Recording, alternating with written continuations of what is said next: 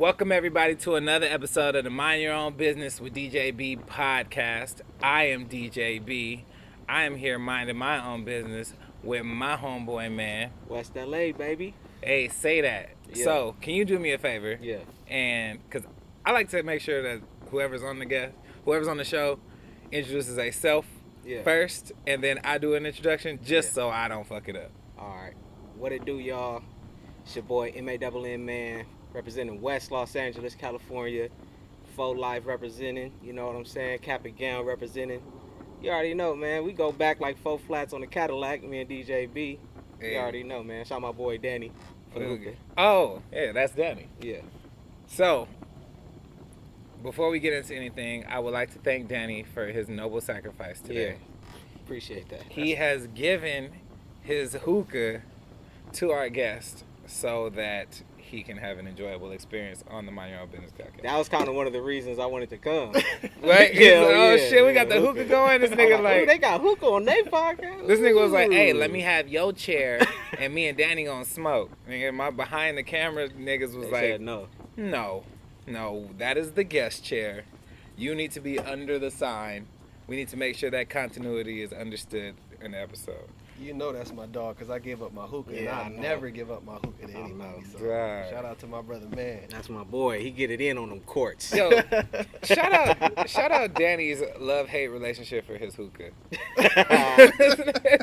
What up, bro?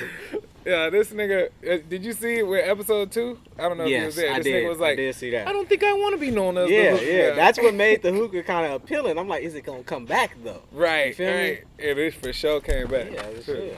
And so did Joe funky ass Blue. Damn. Good girl. Shout out to Blue. Follow her on Instagram, Lil Dog Blue. There's periods in there somewhere. I don't remember they are. But before we get into this convo, y'all trying to take these pod shots? I'm with it, man. Let's do it. Cheers. Cheers. To mind your own business. Mind your own business.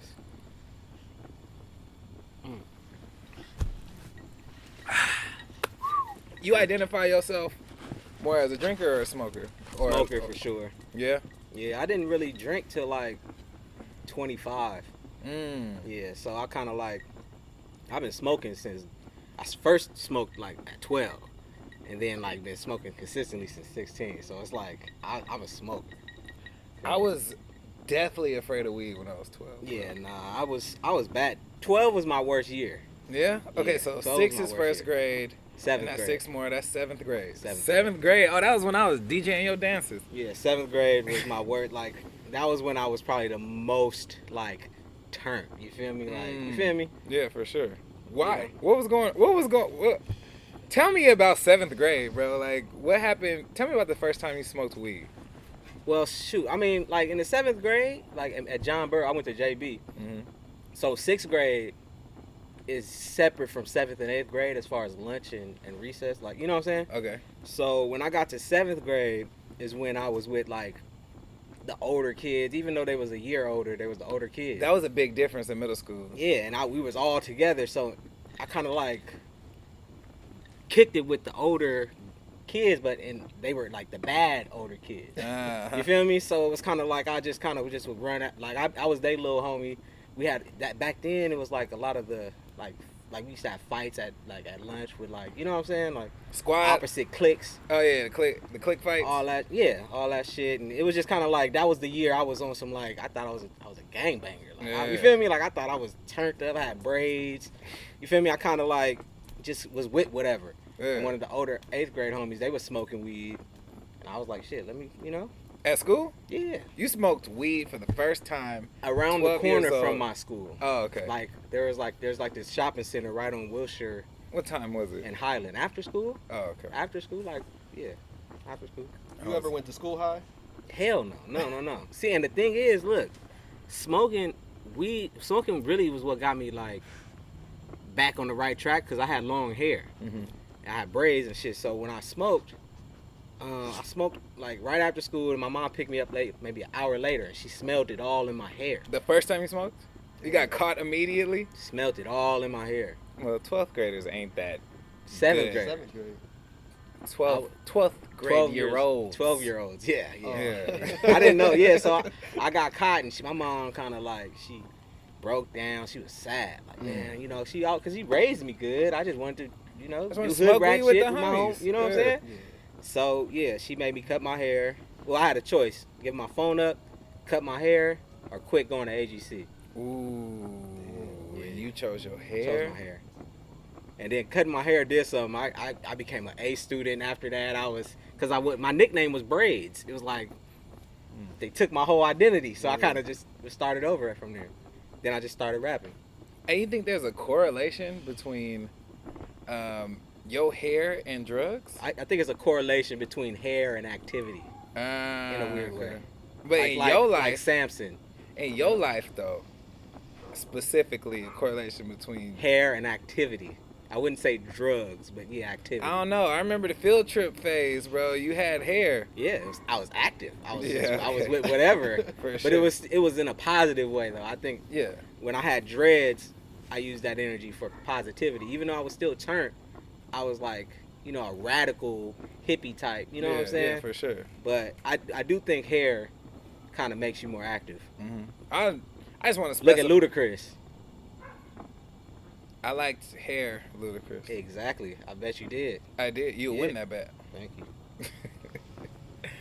So, after you smoked for the first time, you continue smoking?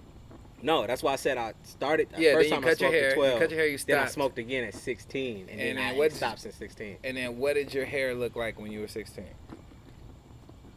Regular. I had a cut. Yeah. You smoked short hair. Yeah. Okay. But I was more ready for it then. Like, it was like I made this was like around Wiz Khalifa. That's when the world started smoking. Yeah. Everybody wanted to smoke. Yeah, Wiz Khalifa, Kush and Orange. You know what I'm saying? Yep, for sure. Burn After Rolling. Yeah, it was actually then. Yeah. It was actually then. It was early Wiz. Because Kush After Rolling was. This was like How peak. Fly, Wiz, and Currency. Yeah. That was that shit too. Mm-hmm. That was like 09 then. Yeah. Okay. Yeah, I graduated 09. Oh, beautiful. So that's like music's peak for you for sure, because that's when people is all the way outside of your senior year, freshman year. Yeah. But you know, I was smoking with y'all. This is true, and that's when y'all, we started y'all smoking. Who had me smoking. Were you on that trip with us to Sonics? Yeah. That was the most. What are you talking about? Yeah, I was there. That was story time. Oh, hello. Man. So that's when I had the minivan, right? Mm-hmm. And we was doing some stupid shit in that minivan. Fun. Was it your mama minivan like Kendrick? It was his. Me and Kendrick have very similar late high school stories. Gotcha. Like the car my first car they gave me was a minivan, and I had all the homies in that motherfucker. And I remember that was when Tell Me When the Go had came out. Nigga, me and the homies we got stuck in traffic on Slauson. Would open the doors to the minivan, and niggas would start ghost riding the whip and going dumb and shit on the side of the minivan, because it was like the perfect car to do that in. But then this one time we got high and seen a Sonics commercial, and we was like, we need to go to Sonics. Has anybody ever actually seen a Sonics in real life? Because I haven't. See, we in LA. People who listening, right? Yeah. There ain't no Sonics in LA, because I live in Vegas. Yep. Sonics everywhere in Vegas. Yep. Ain't nothing. It's like ain't nothing to go to Sonics. Ooh. My bad, dog. Ain't nothing to go to Sonics. So, yeah, because we was in LA, we ain't seen no Sonics, and the closest Sonic was like, what, an hour? It was at Disneyland, bro. It was in Anaheim. Damn. Right. So we mobbed. So we was high as fuck. As hell. And was like, let's go to Sonic. Niggas was like, yeah, let's do it. I was like, fuck it, I'm driving. Nigga, I was driving. We was on the 110, getting on the 105, and the 105 off ramp, like the ramp to get on goes like this. Like it's like a U, right? Or like the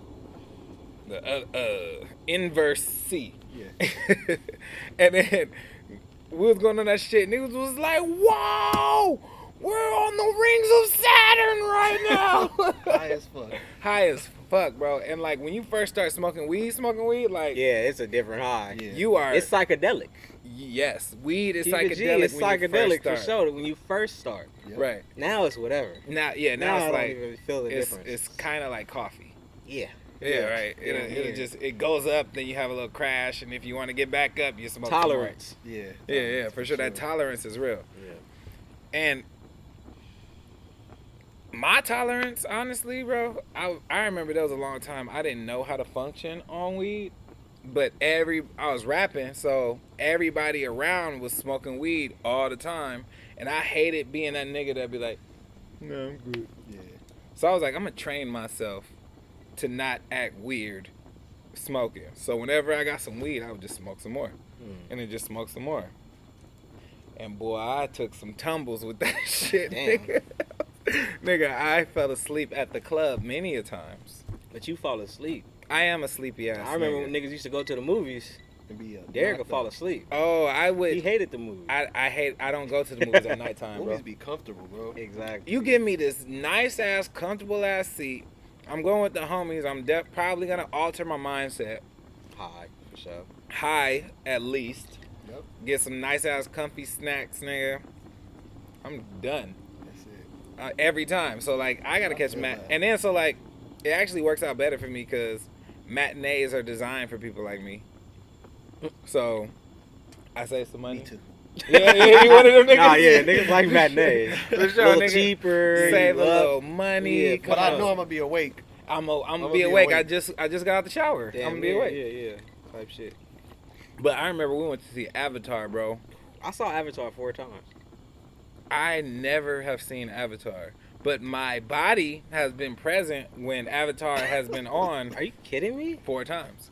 You didn't even stay Wait, what awake do you to mean watch 4 it? times? 4 fucking times. You nigga. went to Avatar? You didn't see it? I went to the movie theater twice, and it was on a television I was at twice. I have fallen asleep every single time because for some reason people like to watch Avatar in the nighttime. I'm gonna give it to you. It's a long ass movie. As fuck. It's a long ass movie, but it's an amazing movie. But if you haven't seen it in 3D That's when how it I watched first it. came out, you ain't seen it. 3D? Three times in a row. IMAX. I seen it 3D. 4. You had 3 times, 3 times. and you seen the whole thing? Now I took Every single time. one of the my homies, one of the hoodest niggas I know. Just that's my bro. I'm like, bro, you want to experience? Come on. We Yep. went to the movie, just me and the homie, just to see it. I had to just take him out the hood to just experience some other shit. Yeah. And he left. He was like, what the fuck? Yep. Like I love that movie for that experience because it take you away from everything. For real. That's At my least in 3D, the way it was. That's my favorite part about my super stupid hood niggas. Not saying they're stupid, but like they stupid hood. Like they're ridiculously Yeah, engulfed they only know what they hood know. culture. Yeah. If you give them a glimpse of anything else, bro, Bruh. they are so mind blown and grateful. I'm gonna keep. That's been my life since I was young. That's I've the always best. had the hoodest homies, and I'd be just so just like into other shit, and they just be like, "Nigga, what you about to do?" I'm like, "Oh, nigga, you know, so I'm about to go act. I'm about to go to my acting class. Right. Nigga, I'm about to go do something. I'm about to go to the studio when niggas wasn't going to the studio." All the homies would just be like, "Damn, bro, like." Niggas really like that type of shit, but never had an opportunity to see it. Right, those So doors just that's never kind of been always open what for I them. prided myself on, kind of like being a bridge to help the homies that I know see other shit. You feel me? Boom. Hold on, let me get rid of this bitch. She's making way too many barking noises. Look. So what? You pause it? Niggas pause it?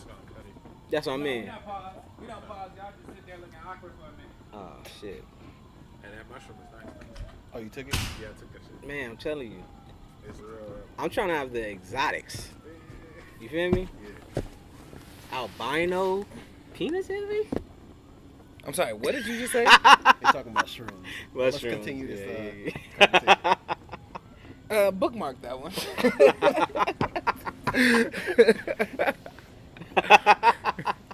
That's funny. What did I just walk into? I walked into albino. What now? Shroom talk. No, but what did you say? Albino penis envy. That's the name of the strain. That's what I thought I heard. Okay. Mhm. Okay, so hood niggas. Yeah. Have you that's something I tend to do a lot too, is I be taking the resources that I've made Mhm. like the surroundings that I've given myself, I think I take it for granted a lot too. What you mean? Cause there are a lot of niggas that live in areas that I live in too. Yeah. That I've just never seen that. Like you live on Crenshaw, but you never been to the beach. You know what I mean? And the beach is like a 15-minute drive away, but they just never had no reason to go there. Yeah, I have an uncle that's he from like Crenshaw Mafia, and he was like a father figure to me. We went to, I remember I was like 10 years old. We went to SeaWorld, just a family trip. He ain't used to he been in and out of jail my whole life. You feel me? So y'all went to San Diego. San Diego. This nigga was tripping out. Grown OG. Real nigga from, you know what I'm saying? Yeah. Tripping, like what, you know what I'm saying? I'm like, damn, bro, you know, in my head, because I was, at this time, my mom took me on trips. We done been around. This grown man ain't never, you know, opened my eyes. I'm like, damn, niggas really don't know nothing outside these blocks. Right. A lot of people, a lot of cats from out here in the hood don't know outside their own area. It's crazy. That's true. That's amazing. And there's 1,000 motherfuckers like that too. Like, yeah. Wow. I would advise, like, if you have the opportunity to take somebody out their environment and show them something new, just do it. I got a homie, you know Mel. Yep. Shout out my nigga Mel. He I met him on Dalton. Yeah. You feel me? Right on fucking Normandy and Florence and Normandy. You feel me? Yeah. A real G, like my G, you know what I'm saying? Like a real G nigga. Made him my tour manager just cause I fuck with what he fuck with. You feel me? Like I fuck with how he move and how he rock. Took him to Australia. Bruh. You feel me? We had the time of our lives, bro. And to this day, you know, he a grown man. To this day, he's always just like, bro, thank you for that. You feel me? Like, thank you. It meant a lot to him. But it was like, to me, I'm like, bro, you gotta see this. You got so much potential. You are, you know, you doing your thing. Come with me. Come see what we doing. I brought him gripper places. He was with me a lot of time when I was touring. That was Mel is a real ass Shout out my nigga, Mel, bro. Man. Like, if you should be Mel. He's a dope nigga, That's bro. my boy. Like, it's something about when this nigga talks to you, bro, you can hear the sincerity behind everything he's saying. Man, like, you like, I don't hear no fugazi in none of your conversation. That shit is, he was just like, one of them niggas you don't really got to question if they A1. You know what I mean? And I think that's really smart of you to make him your tour manager, because those fundamentals help you universally. You know what I mean? Straight up. No matter where you going, you get into it with somebody and be like, look, this is what it is and this is what's gonna happen. If it don't go this way, then this is what's gonna happen. Man shit. You know what I mean? Man shit. Exactly. Up. Yeah. Just straight, pure 1 + 1 = 2. If 2 + 2 don't equal 4, then we're gonna have a problem. And we having a problem, and that makes sense. Yeah. To me. There's no person that doesn't make sense to. Yeah. You know what I mean? Yeah. There's people that'll try to dwindle around that, but that's not it. Speaking of touring, let's get down to let's talk about your career. Yeah.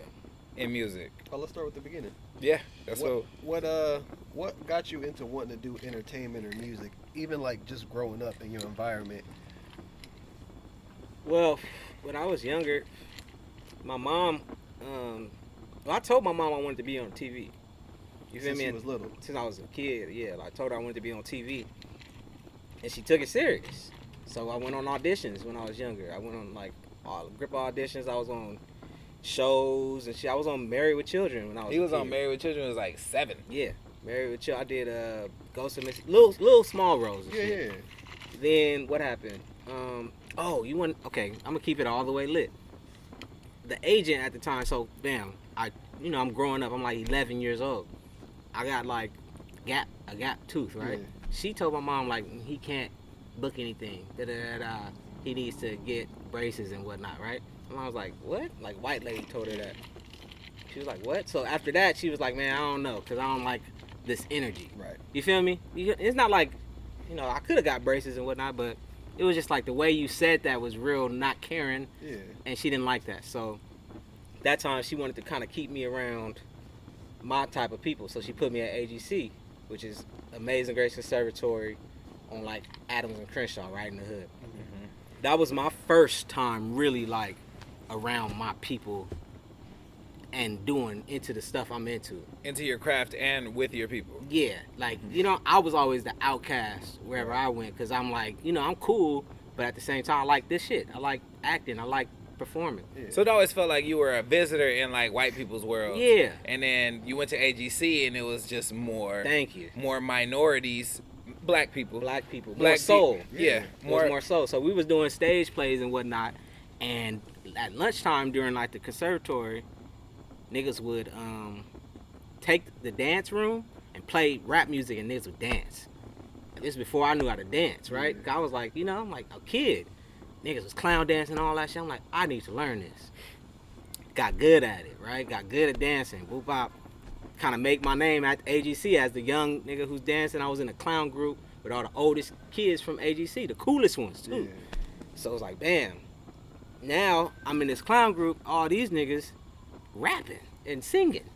I'm like, damn, I want to learn that. I guess that's the next move. Yeah, so it went from that to starting to rap, trying to rap, because I didn't want to do it in front of them. I'm like 13, 12, and they 16, 17. They grown. You got the head start. Yeah, so I'm like, I didn't want to rap around them. So Did you look at it like you had a head start, or you was looking like, I gotta prove to you? I don't know. In my head, these was my peers. Okay. You feel me? But at the same time, I was really nervous all the time. I hung out with them. These like my older brothers and sisters, but I'm like, I don't want to say something that make it look like I'm young. So I'll be quiet and just kind of soak everything up. Yeah. They freestyling every time we link, and I'm like, ooh, I don't want to say nothing though. So I kind of like just started rapping by myself. Nobody really knew except my boy Cheddar. We started rapping together. I go to his house, we write rhymes, blah, blah, blah, blah. And from that point, it was like, we started recording. And it became kind of like, now I'm a rapper. You Yeah. feel me? We had a group. Then my boy Evan, who kind of like is the link between damn near everybody in LA with me, he kind of pushed me, put a battery in my back and was like, man, you need to keep going. You need to keep going. So I started doing that. He started a label, introduced me to DJB, Animal, Fly Guy, everybody. And it kind of became just like, it kind of just was natural. It was like nothing, you know what I'm saying? From acting to dancing to rapping. That's kind of how it went. And then from that point on, I, you know, kind of just start going up. Nigga, that reminds me of how I met you. Yeah. I went to AGC, and the play they were doing with Pino, it was called Pino. It was Pinocchio. Yeah. Right. So You know, with the hip hop little twist. soul twist. It's like the Wiz to the Wizard of Oz. That's Exactly. how, that's what every exactly agency what play it is. was. Yeah. Basically. For sure, that's what they do. And so I was like, okay, this is my first time here. I shouldn't audition to be Pinocchio, but I could be whoever the second biggest one is. I'll go out for that role. And so I auditioned for that role, and I did not get it. What role was it? I don't remember that Jiminy nigga. Cricket? Let me ask, what role did you get? Damn, bro. Whatever role he got. Yeah, whatever. Whatever Damn, I role forgot he the got name in of my Pino. role too. It was a hard role. Right, but no, it was like the second lead. Like it wasn't whatever the lead male was after Pinocchio. He was low key the coolest. Yeah, character. he was the cool He was guy. the coolest character. He was Pinocchio's cool friend. Yeah. Oh, got you. Right?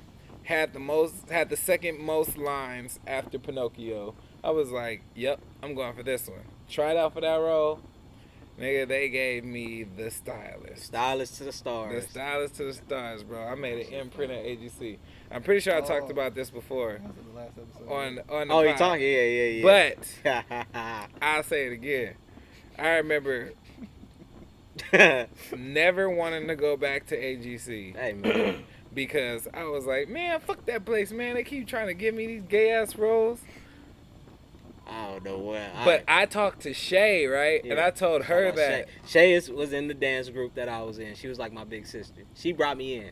So For shout out sure. to Shay. We gonna get Shay on this bitch too, for Yeah, sure. yeah. Hopefully, Shay, please. No, say she yes. gonna come. She gonna come. Yeah, she shows love. Yeah, she shows love. I'm supposed to link with Shay this week. Beautiful.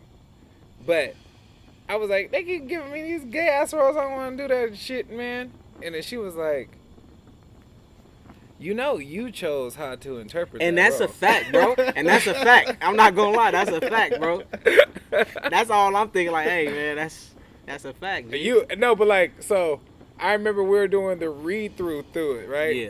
And then I had my line. I was like, "I'm the stylist to the stars," and then everybody started dying Because laughing. that shit funny. Like, I'm not gonna lie, when It was jokes. Yeah, I that shit I kinda- killed that fucking role. Yeah, you I did. ki- You did your thing. I did what I needed to do yeah, for that role, and I didn't even realize I was doing it. because that shit is a funny go-to. Like for a stylist, Yeah. what you gonna do? What in the fuck else? How are you gonna do? stand out? Right. Yeah, you made Especially if yourself you stand not out that, you by doing it acting. that way, yeah. Fuck it. I didn't even know I was doing all that. Yeah, I feel you.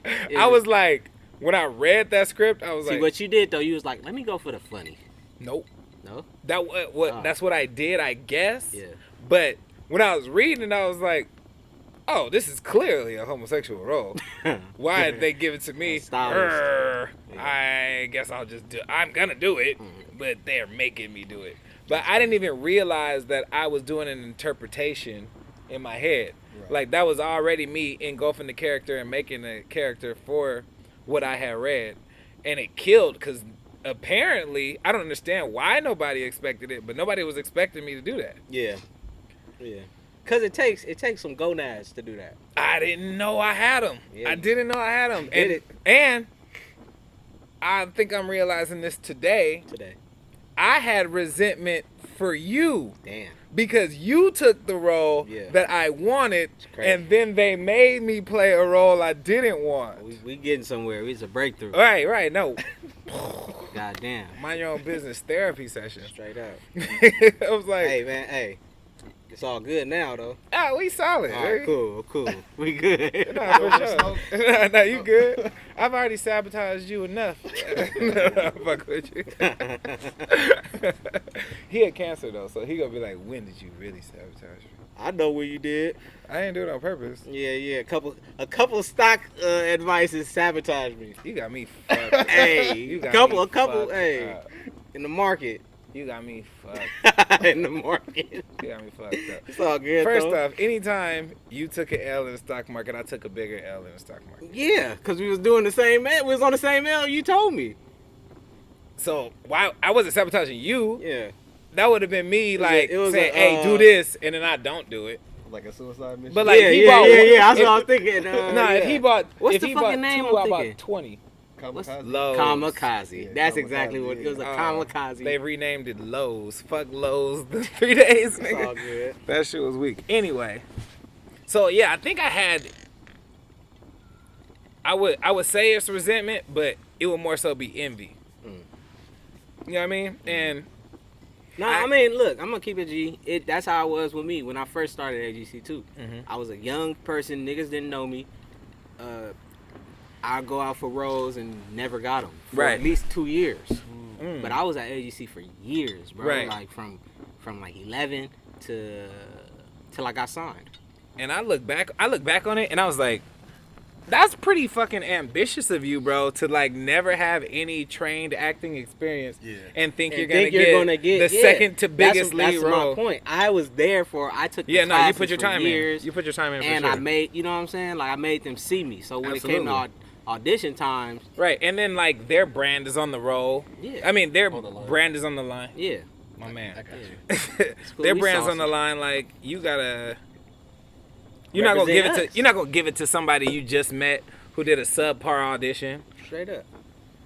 I'm sorry, I could have handed it to your hand. But yeah, so it's all good. But that also put you under a microscope in my eyes. So like I had been watching you a little bit closer. That's Cause I was crazy. like, so special about this nigga to took my role. Like, I couldn't do that shit. Yeah. But and then you showed up. You showed up and do your shit. And I got a question. Would you give AGC credit for a lot of that? I give AGC all the credit. I give AGC all the credit for how I turned out. Let me, And cause everything, and I'm gonna keep it taking a step further. All the rappers, everybody that came from AGC, every time I look at them, I'm like, you better say something about AGC. You feel me? Because everybody. A lot of people came from that place. It's real. A lot of people came from that place. I went. People know, like a lot of y'all know, came from AGC. Like a lot of notable names. Yeah, Absolutely. Issa went to AGC. Buddy went to AGC. Buddy went to AGC. Tristan went to AGC. Yeah. Ravon went to AGC. Shay went to AGC. Leon, he did like. He was on all that. He did the youngest nigga that was on all that. Remember the young Yeah. nigga? He was at AGC. That's my boy. He was in the clown group that I was in. And you wanna know what's funny? He was the reason I went. I seen him in the brochure. I was like, he's from all that. Yeah, that's hard. Mom, yeah, come on, let's do it. Let's run it. That's how it's hell. Then the little nigga who got the role on Wu-Tang. AGC Ashton. AGC. Mm-hmm. The nigga who plays the RZA. Listen, AGC. Oh, word? Yeah, AGC. AGC really trains you to do this shit for real. And it gives you pride. Right. Because for I'm sure. telling you, bro, like being black, young black, and from LA and into that shit, you gotta be really like You got to be a standout. and like sure of yourself. Yeah. Because it's you gonna be labeled a square. You feel me? Like to most people in LA, like at least where I'm from.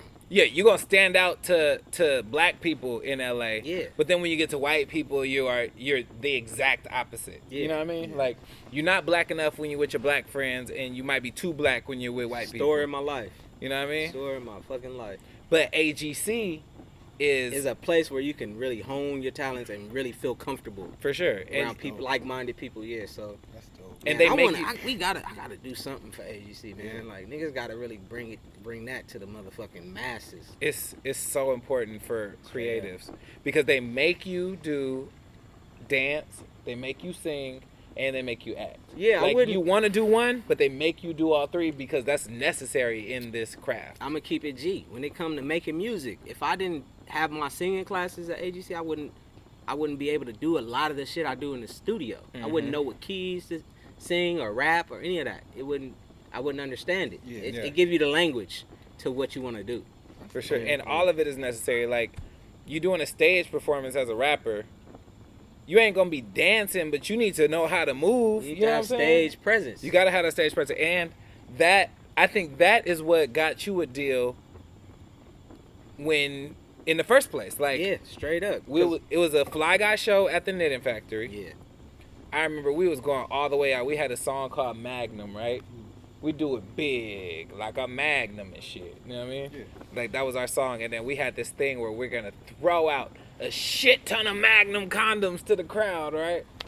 It went well. Like, the crowd was like, oh, these niggas is crazy, right? And we was like, we fucking killed that shit. And then, low-key, I didn't realize how much of a benefit this was, but we all had our girlfriends at the front of the show, and our girlfriends was screaming like crazy no matter what we did, right? And then when you came out to do the song we did with you, they screamed at a whole nother level. Because it was a little, it's like the Because that was the little Yeah, homie. yeah. But to somebody who doesn't know the dynamic of the people in the crowd, hey, the stars. it was like, oh shit, who is the Stars fuck is was that aligned guy? that You know what I night. mean? The stars was aligned that night, literally. Because I remember Jamie telling me that. Jamie was like, I seen you guys, the Fly Guys, you guys were fucking killing that shit at the show. The girls were going crazy. And then when MANN came out, they went stupid. Like, they were just going ham. And he had this stage presence about him. I was just like, yo, I need you.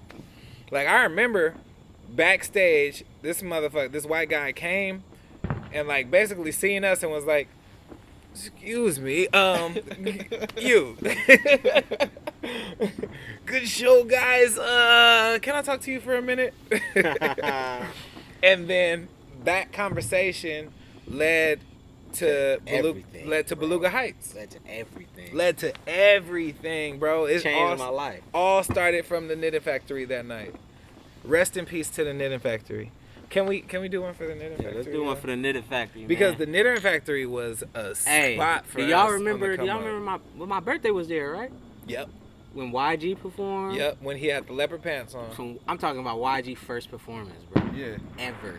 Well, maybe not ever. Top 10. No. Maybe not ever, but it was the first performance in Hollywood. Gotcha. Outside, because he's from Compton, like Paramount area. Yeah, I think we had actually went to a party where he He performed performed at at parties, but I remember he came up to me and was like, "Man, thank you for letting me perform." And he was opening for me. Yeah. And I'm like, yeah, I already know him because he nigga had on leopard, tight ass pants, and was just tatted up. And I was like, this nigga weird. That's a crazy nigga. I remember I was seeing like, this nigga weird, bro. What And year was this? 2000. I think I turned 16. It was my 16th birthday party. Yeah, so that was 2000 something. You graduated 06. It was 2007. It had to be 2007, 2007, 2008. This was Carter 3 era? Yeah, and Lil Wayne was his favorite. Wearing that type of shit? Yeah. Yeah, That's what it was. Yeah, he was very. Hey, YG started the skinny jeans shit. Got you. I'm gonna put that out there. YG started that. YG was the nigga who, like, before it was cool, he had that. He had skinny jeans with shoelaces as a belt.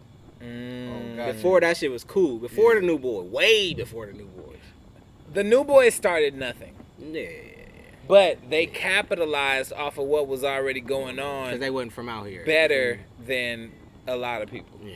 You know what I mean? Like the jerking phase was unstoppable. I don't know if you had seen this, but I had Artistic on here. Wait, hold on. Can we take this shot for the Knitting Factory? Oh, yeah. Please, for the Because Knitting we almost Factory. forgot about the Knitting Rest Factory. in peace to the homie. Rest in peace. We ain't gonna pour it out. We're gonna take it in for the homie. Rest in peace to Knitting Factory. Yeah, shout out to YG because he don't get enough credit for that. That's probably an exclusive. Hey, that nobody YG. heard I think before. YG my favorite West Coast rapper. Say that. I get the fuck out of that. Yeah. So Where the these fuck- niggas decided to do fireworks today, but fuck is we at? right? Oh, we in the jungle, baby. The trenches. Really in South Central. though. Trenches. Not the jungles. Yeah. We really in South Central. Anyway, so I think that jerking is I had Artistic break this down to me. Shout out Artistic. Yeah, no, he's doing his shit right now. That's my boy. He said that the jerking phase was the most defined sound that the West Coast has had, and it basically made the West Coast, hold for applause, it basically made the sound of West Coast club music that we have today, right? Yeah. And it started off with jerking, and I feel like Mustard and YG carried it into its own entity.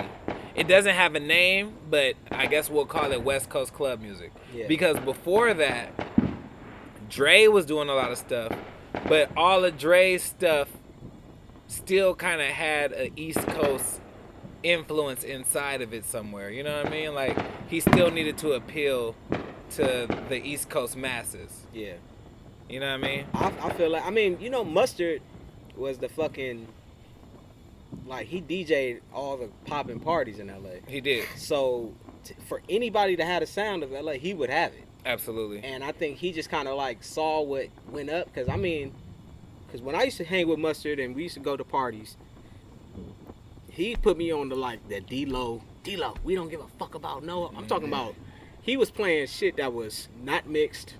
Yeah, it was, his ear was to the streets for sure. And it had the shit cracking. So, yeah, I definitely feel that for sure. But that shit, the way them niggas came into they sound. That shit's crazy. And because he was saying the West Coast really didn't have nothing up until Jerk. Remember he was saying yeah, gangster. We rap, had then- gangster. Yeah, we had the gangster G-Funk shit. But after that, it was like a right. big Okay. old. Okay. So yeah, he basically said Yeah. there wasn't a distinct sound since G-Funk. Yeah. Yeah, but if you consider the Bay, Right. because niggas always love to say West Coast. That's the Bay too, though. The Bay don't get The enough Bay- love for where the music is right now. Hey, my nigga. Hey, it's October? It is. Why is niggas popping fireworks Why in are niggas October? popping fireworks in October? It must be The fuck? It's got to be somebody's birthday. Niggas, Libras be pretending like they subtle, but they be doing the most. This shit crazy. Like, it's got to be a Libra birthday. I'm thinking it's July. I'm like, Oh no, we ain't gonna do nothing big. I just saved these fireworks from this here. Like, Turned up. If y'all don't get the fuck I love out here. Libras though. Hey, I love Libras. Cancers and Libras have the craziest love-hate relationship. What's your sign? Virgo. Oh, you're a Virgo? Oh, you're a winner. I fuck with Virgos. For sure. You're like Beyonce, Michael Jackson, and Kobe. Y'all niggas real. I'm not gonna say perfect, but y'all like shit perfect. Y'all like perfect shit. They're perfectionists. Perfectionists, yeah. For sure. Are Are you you- into Zodiac? Nah. Oh, okay. But do you like perfect shit? As far as what? Do you like shit to be on point? Yeah. for Yeah, you're an on point person. I can tell by how you Look dress. how he dressed. I was gonna Yeah, say, look at his freaking It's like the dresses. hat Don't- matched don't- the don't do that, man. You feel me? Like that's a Virgo for sure. Yeah, for sure. That's where he. Clean white. Y'all That's where see he it, gets nigga? his drips off. Yeah, Like, yeah. I've worn these 3 times. Today they will retire. Look at Last the wear watch. after It's these, nigga. last wear after these. Right. Oh God. Yeah. Oh, let's talk about what's your business wise, right? Yeah. Favorite zodiac signs. Business wise? Yeah, like if you're working with somebody, what zodiac signs you Probably tend to a work Virgo. with? The best. Probably Virgos. I fuck with Virgos tough. I fuck with Sagittarius because they make money. Mm. When it comes to Sagittarius, I feel like Sagittarius is about the dough. And I think Tauruses kind of can do everything. Yeah. You know what I'm saying? I fuck with Geminis creatively. Creatively, yeah. I don't fuck with them business wise though. Mm, I think Geminis are too creative for business. I get it. They need to only focus. They need to figure out a partner to do the business part for them. Yeah, so they I can, think Geminis is too creative. No. They're too creative for business. I don't think they're too creative. Oh, got you. You feel me? Like they're I love them creatively. they should embrace the creativity. I just think business wise they just on some too creative shit. Hmm. Yeah. See, this But is I do like Virgos because Virgos will get the Virgos is niggas that's gonna make sure your taxes is right. Yeah, I love You hear me? it. Yeah. Hold on, they coming. Yeah. You gotta make sure let's this shit let's together. read the books. Like Right. you feel me? That's what I feel Virgos is. So when it So come to money, that's what niggas need. So to kind of go back, tell us about that experience about getting signed and that whole thing, going from that show that night and moving forward to getting signed. I was 16, bro. I was fucking. It was like a dream come true. That's how I feel. Like you know what I'm saying. When from their show, that's when I met Jamie Adler. That's who took me to Steve Lobel. Steve took me to JR and Zach. This is all in a 2-week period. Damn. You feel me? So from that show, 2 weeks later, I was signed. If the show was October, he was signed in October. Basically. And it was like it was so fast. Yeah. It was so fast, and in reality though, when I started rapping at like 13, I said I'm gonna get signed at 16. Oh, you already knew. You said that. I said it. You said that to the Said- universe. In my head, I'm like, all right, so bam, start rapping now. By the time I get 16, I'm gonna be signed. Whoop whoop whoop, da da da da. And that's kind of how I planned my life, and that's exactly what happened. You feel me? And you know, I was kind of like on a roller coaster from 16 to like what 21 when I went independent. You know what I think. Hell, this is me personally. You can disagree with me if you want to, but I think just from the perspective that I had, that Beluga Heights held back your creativity. Yeah, for sure. Because they didn't have a vision of you putting out a song without Sean Kingston on it. Beluga Heights was probably the worst, and I don't mean to disrespect it because I love them. They changed my life. Yeah. Not going, you know what I'm saying? Yeah, no, they opened your eyes, But it was the ears, worst and thing brains. for me creatively because they were too business. Mm. It's like the opposite of what I was just saying as far as Geminis go. They were too business for creativity, and I was too young to understand.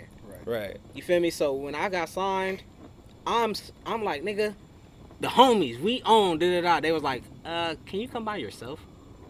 Can you not? Can you, like, you know, can we, let's focus on this. Like the sessions were not what I was used to. Me and Animal was recording in his house. Yeah. I was recording in the fucking closet. And You was in the zone. You was and in the it's zone with us, with vibe, the and Fly we Guys. laughing. Having We a great laughing. time. It's a great time. We making songs about whatever. Good, if it's weird, if it's bad. And it didn't feel like work. It felt like you were fun. just having fun. At Beluga Heights, it was work. I mean, like I record my shit. They be like, okay, can you please go into the lounge and wait while we mix? I'm like, damn, I can't watch the mix. Right. I want to learn how to mix. I can't chill with y'all. We can't laugh. No, can you? I would be in the fucking lounge by myself. Because they didn't want you to watching have anybody TV else while there. they're mixing my vocals at 16, bro. That's too much. You felt like an employee. Yeah, I'm like, I'm by myself. I don't have no homies here with me. None of that. And that's the vibe. Because That's where they you get were your energy from. they were literally, they were like, but I get it now. They were a new label trying to get cracking. Right. They didn't have time for that. And they wasn't trying to give away the All cheat they codes. had was Sean Kingston. Yeah. Sean Kingston was the only artist that they had, and that was their lifeline. Yeah. So they like, bam, let's make more Sean Kingston songs. Yeah. With you though. Yeah. So it was like, but it didn't make sense because I'm a real LA nigga, like, and I wanted to represent that. So we kept clashing. Yeah. It was like they didn't want me to represent LA. They didn't want me to be from LA. They just wanted you to That's be what a guy. I remember that when I got signed. It was like, yeah, because I got signed off a song called Jerkin. Yeah. Literally about. I remember it. You feel me? That was the song that got me signed. They saw the dance. They saw my charisma. They was like, bam, we gonna get this cracking. We went to the label. They was like, I like him, but I don't like the LA shit he's attached to. I don't like the Jerkin shit. Let's do something with Sean Kingston. So bam, we do a song. Shit didn't make no sense. It was like, it had no personality. It didn't represent me. It didn't represent nobody. It was a good song. Yeah. It didn't represent nobody, and it didn't do nothing. That's And then guess what happened though? what happened. New Boys come out jerking. Okay, that's two things I had one thing I wanted to make sure that I said on camera to make sure that everybody knew this, and then I had another thing I wanted to expand on with you. First thing is I wanted to let it be known that you were the first artist in the world to have a major label deal with a Jerkin record out, right? Facts. That was you. Yeah. You get what I'm saying? And what I wanted to expand on from you is that I feel like you're a visionary, bro. Yeah. Like you see the world before the world sees itself. Yeah, and then that make you sound crazy to niggas who don't. It makes see you sound crazy because Yep. Fly Guys wouldn't be shit without Penny nickel down. Penny Nickel Dime, and Penny Nickel Dime was his brainchild. Can I say something real Go quick? ahead. Look, I want to be more like, because of the Fly Guy episodes I've been seeing, like with y'all. Mhm. I'm like, damn, man, like I was with them the whole time. I'm with the Fly Guys the whole time. I'm like, man, niggas don't have no idea though. The whole Niggas fucking have time. no idea that MANN and the Fly Guys, That's the same movement. same clique, same Yeah. squad. And it's Yeah. like, I always think that's funny because it's like, that should be known to the world. Yeah. I feel like, personally. And it's crazy because how intertwined they are is crazy because he would have no deal if it wasn't for us. And we would have no notoriety if it wasn't for you. Because That's we crazy. got the F word because Issa Rae Yeah. wanted to film the Penny Nickel Dime video I remember because that, yeah. Penny Nickel Dime was such a smash hit. And that's all you. If you listen to the hook of Penny Nickel Dime, it's him. You know what I'm saying? Yeah. And we had to take his verse off and put Animal on just so Animal's sister would shoot the video. Got you.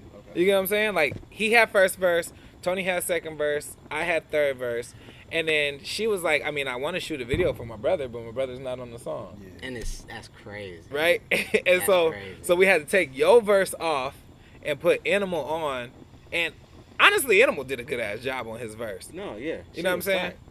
I don't But- even remember my verse. Me neither. But but your verse was good and the Yeah. song slapped. Yeah. And that song I remember the studio session, right?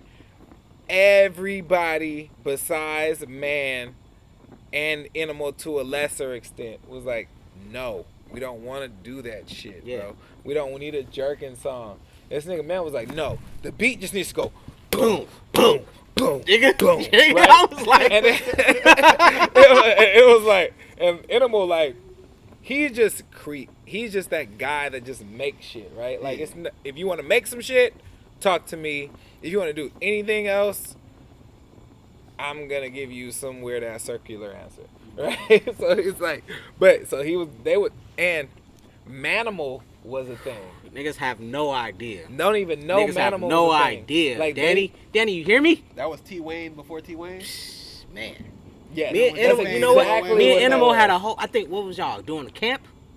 Yeah. Y'all niggas went to camp. Yeah. This nigga, We all, worked at. We all worked the at, homies we were worked. camp counselors. Fire ass name. All the homies Animal? went to camp, right? They was working. We were camp counselors. Me and Animal was in L.A. just Work. in the studio. Me and him, Manimal. We did a Yeah. whole project damn near, bro. crazy. And You it was guys were funny because it's literally- like I'm like 5'3", you feel me? 5'2", 5'3", and that nigga. And that nigga Animal like 6'7". So niggas, it was a we done had shows and all sorts of shit, and it's like a crazy, just like That dynamic tall ass is nigga, crazy, little yeah. ass nigga, but nigga we would go crazy, They bro. synced up musically ridiculously. That's my boy. Niggas clicking. We still got records, Yeah. bro. On my all my projects, the last like 5 years, Animal got something on there. Yeah. You feel me? Like Animal was the first nigga I made music with, in his closet, bro. It's But you. y'all work well together though. That's like, my all the boy. music y'all make, like you could tell y'all just gel. so Yeah, that's my perfectly boy. together. He's talented. He can do whatever. You I say tell him- if I you tell know how him- if you know how to articulate it correctly, He can do Animal whatever. it. He's Yeah. probably the most talented nigga in LA. It's just that he's talented at everything. So it's like it's hard to be like, Right. what do he I come? switches Do too I many come with him lanes. for a feature, Yep. for a beat, all that? It's like he could do anything. He's good at everything. Yeah, for sure. Animal wins. Yeah, straight up, straight up. Yeah, Like, for sure. But I always noticed that you guys synced up creatively so much, and that led to us having Penny Nickel Dime. And me and Tony just happened to be there that day and was like, all right, fine, I guess I'll put a verse on it. And then that shit just went places, and it was because of his connections. Because honestly, the DJ that put us on with Penny Nickel Dime was Charisma. And Charisma would have never started spinning that shit if it wasn't for the relationship you had with her. right. Because I remember going up to her at a show that we did, a Power 106 show. And then I was like, hey, man, I just want to thank you for spinning this record for us, right? Like, Yeah. you putting us on. She was like, I love Man. I mean, you gotta understand, Charisma wasn't always Charisma. She used to just do the Power 106 basketball game. Right, the high school games, the And basketball she games. was so chill. We used to smoke. Yeah. I was like 17. We used to smoke. And I was like, damn, Charisma hella cool. And then she started building her name and started being the one out here. Yeah, you for feel me? sure. And then she kind of like, from that point on, she kind of just always just looked out. I think Charisma is the hottest LA girl DJ that we have. Yeah. So much so that I don't even think people look at her as a girl DJ. You know what I'm saying? She a DJ. Yeah, she's just a DJ because Not just a DJ. She a DJ. Yeah. She ain't just a DJ. She's a, yeah, for sure. I said what you're Yeah, saying. yeah. In a more articulate. You know what I'm saying, though. No, we're saying the same Yeah, thing. yeah. But I said she's just a DJ, meaning she's not a female DJ. She's a DJ. You know what I mean? Because females get marginalized in that bracket. Yeah. Like, you know what I'm saying? Like, a lot of females get booked for DJing because of the look that comes with the female aesthetic. Yeah. But people book Charisma because she's dope. Yeah. You know what I mean? For sure. She got rep. Yeah. And she put Penny Nickel Dime on off the strength of you. And in my head, bro, I was like, we even, bro. Like, Straight up. nigga, we helped you. We lobbed your record deal, bro.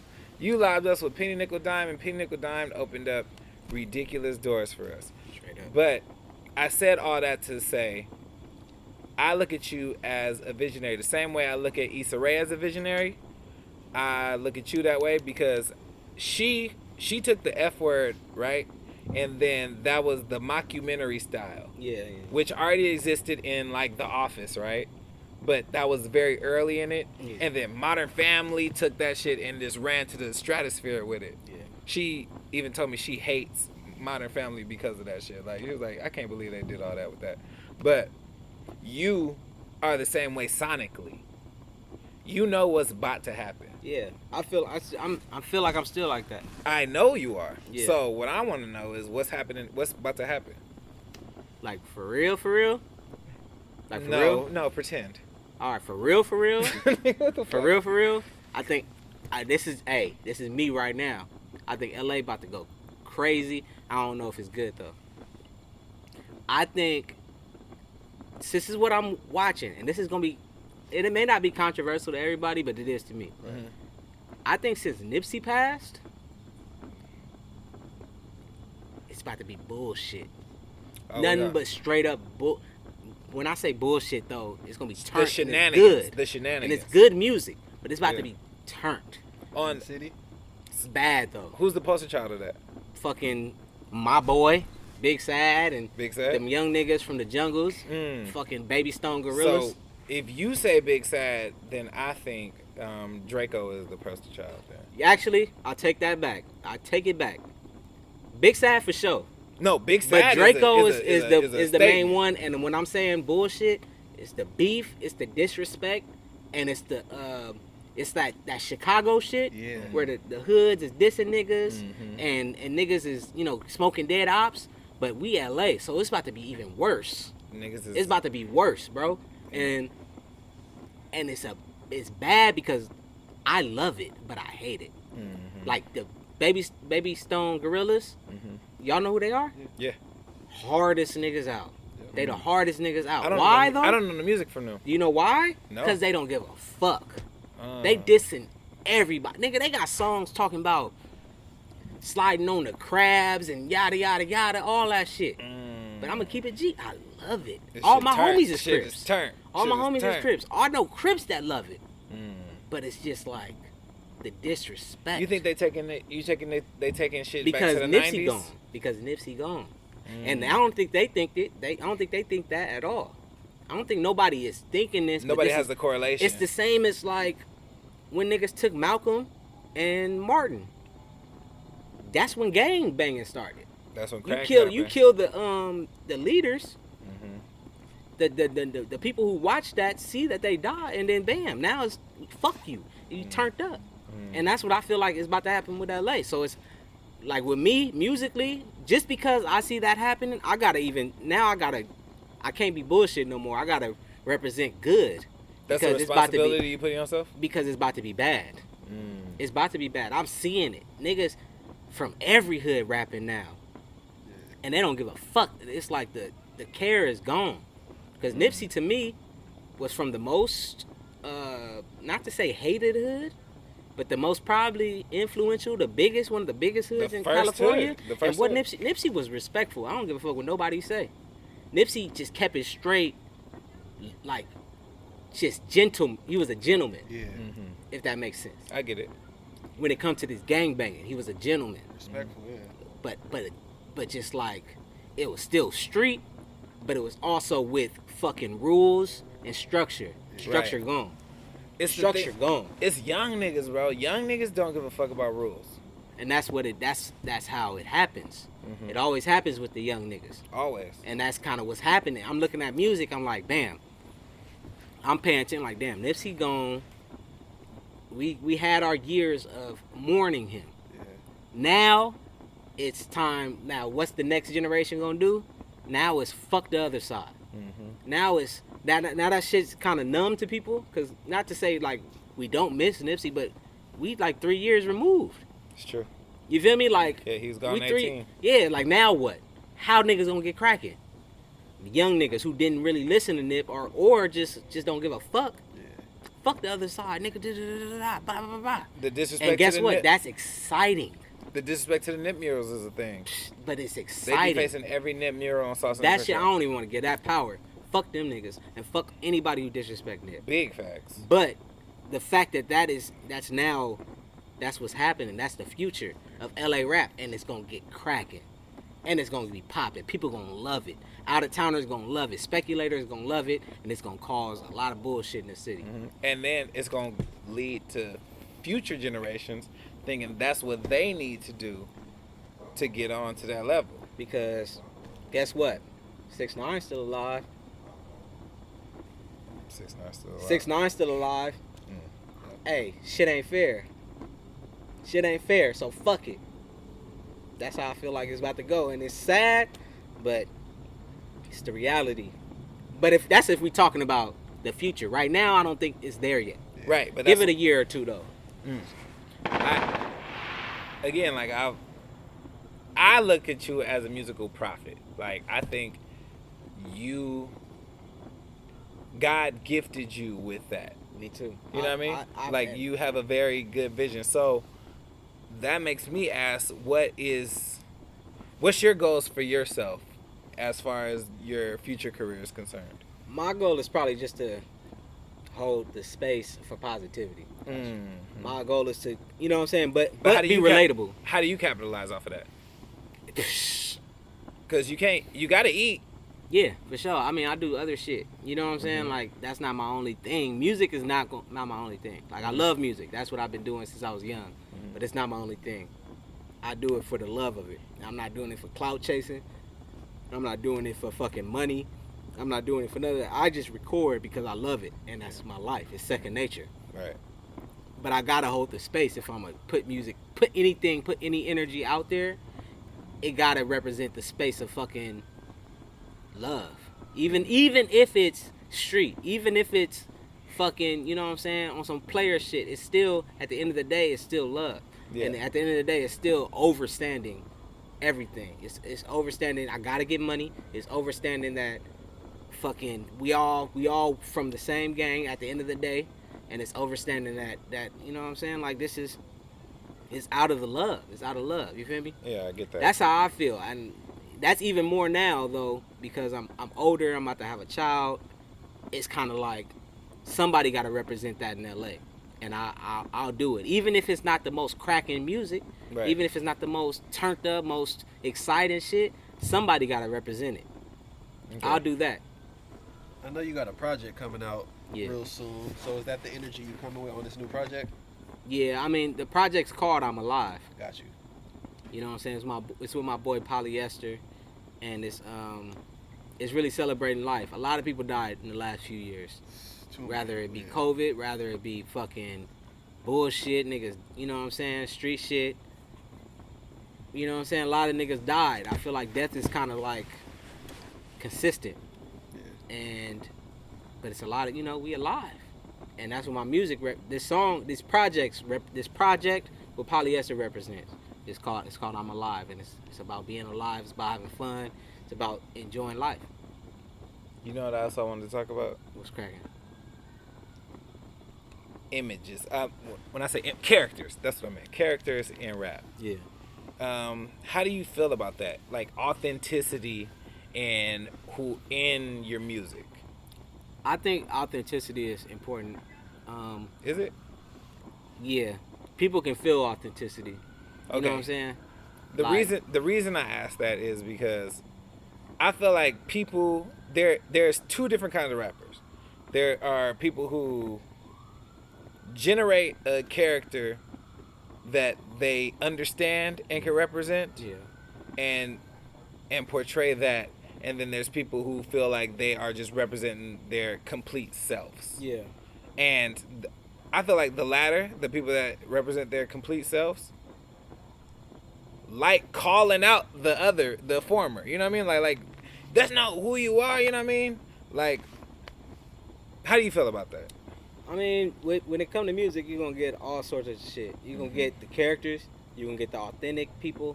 You're going to get the motherfuckers who just so good at it, you don't give a fuck about if they are fake or not. Mm-hmm. You know what I'm saying? Like, at the end of the day, that's how it is. And I respect everybody's craft.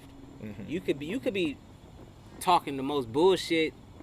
If you good, though, I respect the fact that you're good. Right. You could be being the realest person, but your lyrics may not necessarily be the most deepest. The deepest, you may say some simple shit like Jeezy, let's say. I love Jeezy. Right. But Jeezy is not the best rapper. Yeah. But he's real. He's one of the realest niggas. You like Jeezy for a different reason. Authenticity. You like Jeezy for a different reason you like Lupe. Exactly. He's so authentic. I feel it and I respect that. So with me, it's hard because I kind of like everything. Mm-hmm. You know what I'm saying? Because I find the good in everything. Right. If that makes sense. When I was thinking of that question, except for 6ix9ine. I mean, he's probably the most. You want to know why? You know why I hate that you him. don't like him? Is because he got exposed as not being the character that he generated. That's not even it. Then what is it? He's just, to me, he's just the cancer. He's just like fucking, like everything he represents is just like, damn. He's not like his music is turned. I'm not gonna say it's not turned. Okay. The first few songs it was turned, but it was like, damn, bro. Like I didn't even like them songs that much, but I understand what I you're saying. bet they got a lot of energy. No, They're people good like energy. them. People like them, and I spun them. Yeah, he got a lot of energy, but it's also like you just really you see him, you not from the culture. Mm-hmm. You not from it. Right. But you just predatory on it. And everything he does is predatory. I don't think he's ever had a genuine song ever. Right. You feel me? And all this shit is like, I don't know, just something about him, he's one of the artists I can't find the good in. I get And that. I damn near like everybody. I can't find the good in him. You like everybody? Damn near. Mm. I damn near can find the good in every artist. But I just Okay. don't like him. My niggas knowing that I got it for real. This fake kill, what's in the pills? You know the drill, they coming ill. This money shit give me a thrill. You know how I feel. West side, know you see me now. Real nigga gotta stay up, they wanna see me down. My niggas got that for real. Young street niggas in the field. 6'4", shawty make it bounce. She gon' turn it up, cause the real ones in the house. My niggas got that for real. Young street niggas in the field. We're back from the break. I just want to let you guys know we just experienced history at the Mind Your Own Business podcast. That was the first pee break we have ever had. Had to go. Had to go. Niggas feeding me shots. It was a real ting. Oh Cheers. yeah. Mind your own business. To mind their own business. And we're back at filling up these bladders. But where we left off, we were talking about characters in rap. Yeah. And the reason I had brought that up is I was thinking about a lot of characters. Like, there's two opposite ends of the spectrum I want to talk about. Like, a character made successfully was Ice Cube. One of my favorites. I know Ice Cube was one of your favorites. Yeah. And that's what made me think it solidified him as a successful character made. Yeah. Because he openly said, like, I wasn't doing none of this shit. I seen Easy doing it. You know what I mean? Yeah. And then, so then what would you think of, like, Pusha T? As far as what? The I love it. I love Pusha T character. Right. Because his manager definitely has gone on interviews and saying, yeah, him and Malice wasn't doing none of that shit. They was talking about the shit I was doing. Huh. And that's why the manager went to jail for, like, double digit of years. Yeah. And then came back out and was like, yeah, I was managing them. They knew what I was doing, so they would rap about what I was doing, but they wasn't moving weight like that. Yeah, I mean, I don't know. I mean, rap it's such a tricky spot. Like, rap is, you can create a character in rap. Because it's like, some of it is like wrestling. Yeah. You know what I'm saying? Sometimes Absolutely. the character wins. And that's cool. Mm-hmm. But it's like, I don't know. Maybe because I'm getting older, too. Right. That I'm not impressed. Mm. That may be it. Because niggas I'm 30 now. You feel me? I can't, like, you know what's fucking me up? Mm. One of the biggest albums out, I have no urge to listen to. Young Boy. NBA? NBA. Uh. And he's like the most cracking cat out. Mm-hmm. Jail, all that shit. For some reason, I just can't listen to it. Because I'm just so like, That's not the bag you in. it's not the bag I'm in, but that's the bag the world's in. Yeah, absolutely. But I'm not in that bag. That's not who I listen to. That's a little bit too young for me. So for sure. so it's like, there's different levels. Because when I was a kid, I love characters. Yeah. But as an adult, I'm looking at them like, Uh-huh. nigga, you not that. You not this. Mm. Bro, I'm more street than you. Right. And that's what bothers me. Like with 6ix9ine, like, not to keep talking about that nigga, but he's somebody I was like, bro, I can tell you not as hard as not even say I'm the hardest nigga. But you not as hard as me, nigga. Was you saying that before his case? What do you mean? He had a case. Before the snitching? Were you saying that before that? Said that since I've seen him. Since day one? Since I've seen him, bro. I'm like, you're not this, bro. I've been around real gangsters. I can tell you not this. Right. You feel me? Right. So it's like, I was just like, oh, he's a kid infatuated with the life. When I first seen his videos with all the blood, I'm like, oh, he's infatuated. Yeah. You're not in it, you're infatuated You with didn't it. see him as a blood when you saw the video. Come on. Did you? I didn't watch the videos. Did you see him as a real blood? I just Have looked you at him seen like a real character. blood? But he's also from New York. No. Fuck all that. Have you seen a real blood? I've seen plenty of real bloods. Have you seen a real gangster? I've seen plenty of real gangsters. He's not that. And you could tell from fucking looking at him. Alright. You could just tell that was a That's play. what I'm That saying. was a Like, play from see, the but people as that a was holding kid, him you down. can't tell that. Yeah, As an adult, you can, and that's what I'm saying. Like, I get that. they may sell to kids. Characters are for kids. Let's put it like that. Right. Characters are for kids. A grown, a mature person can respect. We respect authenticity Right. for the most part, unless your character is Some people could sell the shit out of their character. exactly. But I don't know if it's street that we respect. Right. It's real. It's just it's real. Just like damn. It could be some sus shit and it's real, and I was just like, okay. Yeah, well, but if you I'm faking, not if that, you but I like faking the street, truth. I can't really respect it. Right. That's what I'm saying. But also the Bloods that was backing him, they seen that as a play. Like, all right, we're gonna hold him down, but this is a bag. But it was transparent. Yeah, they You knew feel, that it would was sell. transparent to us. Yeah, It wasn't transparent to a 12, 13-year-old. and they Right. was eating that up. And that's what I'm saying. Like, but I respect how anybody get it. Like, Yeah. there's a lot of niggas that may get the young cats by being like, you know what I'm saying? Like that may be turned up or be that character, and they get the kids, and that's cool. And I respect your hustle. Yeah. You feel me? But for me, you gotta give me more than just a character. And there's also a cap on hustle respect. Yeah. You get what I'm saying? Like, Niggas can be dirty I hustlers. can give you your credit for getting your bag and being able to provide for yourself and the ones you love for, but like it's a glass ceiling to that shit. Yeah, like, the whole clout. This whole clout shit is disgusting. right. It's real. Come on now, bro. It's real. Like it damn near it turns me off of rap. Because I don't know if it's gonna get better. I think it's gonna get worse. No, it's getting worse because you starting to see all It the turns me off. OGs. Nigga, I listen to jazz now. Mm. In my whole life, I never thought I'd be listening to smooth jazz. But it's Not even jazz smooth. I'm talking about it's way better than hearing bullshit all day. It is just lies. You don't want to And hear lies. in I'm your all day. a hip hop head, bro. I mean, from birth, I'm gonna say from birth to fucking 25, rap was all I know. You play some other shit, I ain't know that. I ain't know what the fuck you was playing. I ain't listen to none of that. I listen to straight rap.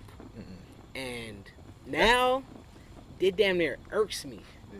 Mm. That's It damn actually near a irks question me. I wanted to ask. What was one of the first songs you heard and you was like, I fucking Flavor love in your ear. Yeah? Craig Mack. Flavor in your ear, nigga. Turned you out. Turn me out on rap, bro. What? was What? a Here smash, comes the too. brand new flavor. I was like, what the fuck is he talking about? Oh, Flavor in your Like, ear, nigga. You in the blood. Straight up, bro. That was the best song to me when I was like 4 or 5, nigga. Crazy. You mixing up your senses, Ooh. Craig Mack. Here comes the brand. That nigga was Killing it. boy, all that shit. I was like, this nigga is raw. Who is this? Yeah. Right. And that's damn near the only song he got, nigga. Fact. Craig Mack, Flavor in Your Ear was the first song that shit turned me out. And that was, that's gonna hard. go down in hip hop history. Like, You know what's crazy? The That's Hall of Fame. that fits your lane, bro. The way you rap, Yeah.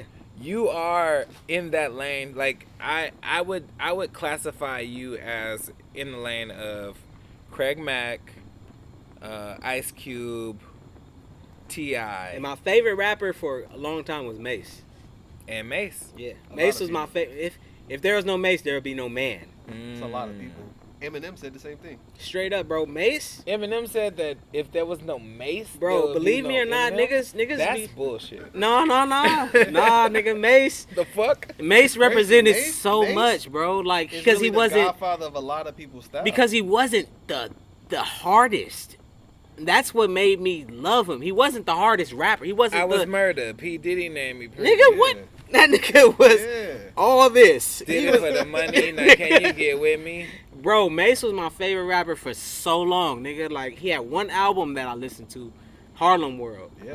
That was That a good I album. literally that's damn near my fucking like what's the mission statement? Harlem World, bro. West LA, the way I look at West LA is the way Mace looked at Harlem. What's the late world? Nigga, straight up, bro. The way he looked at Harlem, I always patterned it after him, bro. You know what I Because- wanted to know? Wait, no. Let's keep going on Mace for a second. I'll get to this in a second. Yeah. People gotta put respect on Mace's name. Nah, come on, bro. 'Cause Mace I was that remember my uncle nigga. picking me Mace up took in the respect away from his own name, though. Yeah. He fucked himself over. He fucked up. He shot the Mace himself in the brand. foot. Yo, It did was, he? it was a lot of street shit that. Did he? But that's Bad Boy. Yeah, that was. If Did we he- really want to have a deeper conversation, Bad Boy don't produce nothing but one classic, and the second album, and that's it. Did he? But not did even he? that. A lot of street shit transpired, and he moved to Atlanta. Yeah, Did- but listen, Mace was on the street shit, right? And then Diddy was like, let's polish this shit up. And then the world respected the Mace brand. yeah, but So Diddy was the best thing to happen to the Mace brand to me. yeah, Correct me Oh, if no, I'm for wrong. sure, for Yeah, sure. of You know what I'm course. saying? And then Mace took the brand and did the other shit with it. Like the Mace everybody loves Mace went to the fucking church. that was the That was worst after thing the he sh- the could have shit that was did. happening in the And then street. tried to come back. Yeah, Mace. He went to church. I mean, And they tried to come back with G Unit. You remember that? Whoa, Yeah. wait a second. There would be no billionaire Kanye if there was no Mace. That's a fact. Let's say that right now. That's a fact. For sure. Mace opened the door to the church. Yeah. Mace was getting that church bag and hey, Kanye was and like, look, you wanna know something crazy? I read Mace's book. Y'all ever heard about Mace's book? hell the Bro, fuck no. Tell that me nigga about wrote it. a whole book about his whole like transition into church and all that shit. What happened? He just, I guess, I mean, in the book, he didn't really address it. Like Cameron and all them really addressed the real shit that happened. But Mace was kind of just on some like, man, he woke up with 2 bitches in his bed and was just like, I can't do this no more. That's how he wrote it in the book. That's the most That's some cap bullshit. shit. That's some bullshit. But I'm like, but I read his Real whole street shit. that happened. And he was kind of just on some just like, you know, like he had to change his life. He couldn't see himself doing all that shit forever. But I get it. I get it, but I also feel like, bro, you could have changed your music around a little bit. You didn't have to go full on preacher. I Because- even liked Welcome Back. Cause I'm gonna keep it G. When I I love when I went Peace Life, like that was my whole, you know what I'm saying, my whole shit. Peace Life, I was on some real positive shit. Mm-hmm. One thing that bothered me and why I stopped really on some like Peace Life shit, niggas used to holier than thou me all day. What you mean? Oh, you Peace Life, nigga, you ain't supposed to say that. Oh, you Peace Life, nigga, you ain't supposed to Right. do this. But I think I did that to you a couple times. It I'm was like, too much. Hold on, nigga. You peace life. You can't turn up on nobody. Yeah, and it's like, got I'm me not trying to fucked be in up. that box. Yeah. I'm not trying to be in them. I was still making music though. Right. They wanted That you was to. that was a difference, and I think that's what Mace went through. But he did everything. I feel like we have the same timeline, but he went way too far. You have parallel universes. Because together? my whole shit, like when I was doing my Peace Life shit, it wasn't on some like religion shit. It was more so spiritual as far as like, yeah, I experienced the whole label shit. I get the bad in it. At you know what I'm saying, like let's represent being positive and all that shit. But he went on some straight up. I experienced it. Let's totally 360 it. That's not the way I feel like you're supposed to do it, personally. I feel like you could still make music and still talk to people and get your message across. You feel me? But he kind of quit the whole shit, and that's what fucked him up. That's how I feel. And Kanye said that too. What did Kanye say? He said, "Don't leave when you on When you top." hot, Like, that's what. Mace Believe fucked when up you with. hot. That's how Mace fucked up. So, further confirmation that Mace, there will be no billionaire Kanye without Mace, for sure. And to clarify, Mace is a lot of your favorite rappers' favorite rapper. Yeah, Mace is Like, we gonna put some respect on Mace's name. Come on now, bro. Mace came through with the most flyest shit Fly, that I've bro. heard, bro. In the 90s, He was that talking nigga that was talk. on this shit. All his flows was like this. Yeah, that whole Harlem World album. The whole album. That whole album. I was on that album so long, bro. Like for the longest time. Fact. Like I played that album out. I know every lyric to that. You can Listen. play it. I'll rap the whole shit Jealous Guys is my shit. straight up. And you know what's crazy? I heard recently that song is what damn near drove him out of fucking Harlem. Jealous Guys. He was talking about a real nigga who was jealous. Baby Mate. Oh, that song was too real? Hey, I'm tapped in to Rest in Harlem, peace, nigga. Baby Mate, Tapped yeah. into Cam, all them niggas. Hey, after Mace, nigga was Dipset. Uh-huh. Because West LA is Harlem. And nigga, I was on Dipset. Tough. And Cam spilled the beans. He let niggas know what I think makes we all us had a wrong. Did you have a Dipset phase? It I don't- never ended. Some niggas didn't. I love that. Hey, but we on the West Coast. A lot of I niggas love didn't really Dipset. tap Shout out in. to Dipset. I Dipset love the forever. Dipset. I love I Dipset. praised the Dipset anthem before I praised the national anthem. Oh God, bro. And I stand on that. Man, I represent, Fact. bro. Dipset, I patterned all West LA shit that I be talking about after the way Dipset was represented. You think you Well, can? after the way Harlem was You think you represented. can? You think you the hybrid of Cam Mace and and Cam. and Cam? I'm You a hybrid you of Mace and swag Cam. like Mace, but you No, move you like know Cam. what? I'm not even gonna lie. I'm gonna keep it real vulnerable with y'all. I think I'm just straight Mace. I'm not even Cam. There it is. I love think the homie Sad is Cam. it. Ooh, The homie Sad, the homie for Big Sad is sure. Cam. I'm really the Mace, but I'm doing Mace, the whole Mace timeline different. Okay, so I got a question for you, bro. Yeah. So I went to Westchester, early 2000s. We was at all our assemblies yelling West. You know what I'm saying? Yeah. And I just assumed it was just an abbreviated form of Westchester. You put that shit on the map. Yeah. For I took sure. I took that from y'all, but I'm West LA though. I know, but you took it from the Westchester chant and I took made it it from- West LA. Yeah, I took it more from y'all though. Yeah, no. 'cause when we Literally, went to y'all niggas, you, No. Evan, and all me, the homies. Yeah, you're Y'all immediate- niggas used to say West, and I was, you know what I'm saying? I felt it. It's because when we went to our assemblies at our school, niggas with the cooler kids than us was yelling West, West. So then we wanted to be cool too. And then It's you was the crazy. little homie, so you heard that shit. But our little homie just so happened to have a Def Jam record deal. So And it was from West LA. So I and was reckon- from West LA, so it was like, it nigga, just was cohesion. West? And then that became an LA thing. Yeah, you know what I mean? Like it did. It became you an LA thing. accidentally represented the whole coast with that shit. And I'm gonna keep it G, bro. I don't like a lot of niggas be telling like a lot of my people be telling me like you're more influential than you think, and I be like, what? I don't know what you're talking about. But that West shit, I for sure was on record saying West, all my on records, the red. and that's some shit niggas will do from now, like Right. since And then. and you accidentally represented the whole coast. You know what I mean? Because that's a global song Yeah, that reached the whole audience, and it's crazy that that's the start. I'm glad we got that tonight. Is that you got that from us? Yeah, We got for it sure. from the cooler kids from us at Westchester, because at Westchester Assemblies they was like West, and then you was like, shit, my homies is yelling that shit. I'm from West LA. So for our viewers who aren't from LA, what is considered West LA? Right. I want to from, talk from about where, that too. where I'm from. What That's do you consider like- West LA. Like All what right, region? yeah, because From let's talk World on about Wheels it. to the beach. Nah, hell no. Not to the beach. I'm talking about West Los Angeles. Bro, there's an area in Los Angeles that is literally West Los Angeles. Before you get to Santa Monica, before you get to Venice, there's a area where there's a mid-city, where it's the mid-LA. Is Mid City and West And guess LA what? that you talking about the same thing? Huh? Say Mid what? City. No. Okay. And believe it, I hear you, it's probably because you from South Central. Right. So you're not from where we from. Right. In a sense. So Mid City is their own thing.